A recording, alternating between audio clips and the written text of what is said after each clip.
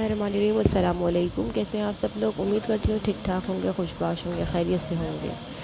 तो जनाब, ये अभी तक हमारी वेडिंग एनिवर्सरी स्पेशल वाली रेसिपीज़ चल रही हैं। तो इसमें हमने कब शामी कबाब बनाने के लिए 1 पाव गोश्त का कीमा लिया था।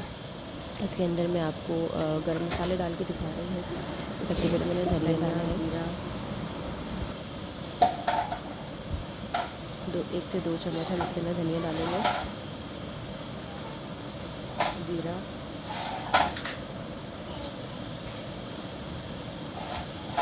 हाफ चम्मच, 1.5 चम्मच गरम मसाला डालिए।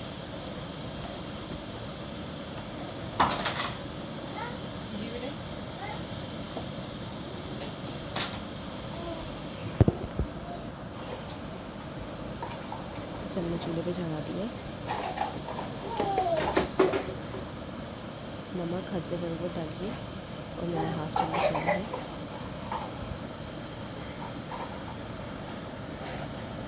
अदरक लहसुन का पेस्ट 2 चम्मच।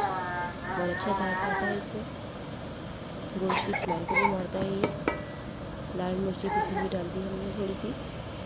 हल्दी डाली है थोड़ी सी, हाफ चम्मच, हाफ टी स्पून के करीब। कुटी हुई लाल मिर्च 1 चम्मच। 4 से 5 हरी मिर्चें, थोड़ा सा पुदीना, धनिया। पुदीना मेरे पास सूखा हुआ रखा हुआ था, तो वो कोई इशू नहीं करता, क्योंकि इसके अंदर उबल के इसको पीसना है तो वो नज़र नहीं आएगा।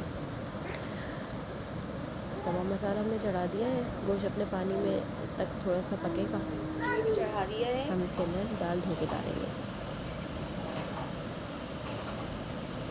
मेरे पास फ्रोज़न आइटम्स होते हैं ज़्यादातर गोश्त वगैरह के, मैं पैकेट्स बना के रख देती हूँ, इसलिए आपको अक्सर फ्रोज़न ही नज़र आएगा। आपके पास ताज़ा हो तो आप ताज़ा यूज़ कीजिए, आप गोश्त में भी बना सकते हैं। मैंने कीमे में बनाए हैं। ये मैंने आधा पाव के करीब दाल ली है 1 पाव कीमे में।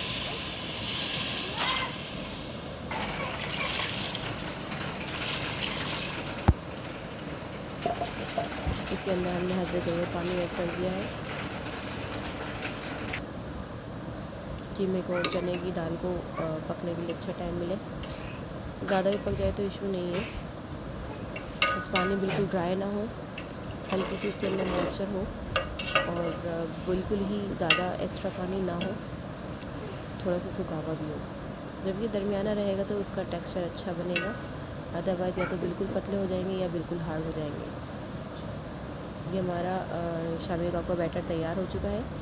इसे हमने पकने के बाद पीस लिया था और जनाब ये है फाइनल लुक।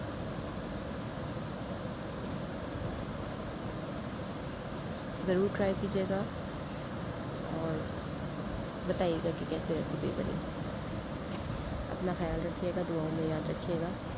नेक्स्ट वीडियो के तक के लिए अल्लाह हाफ़िज़।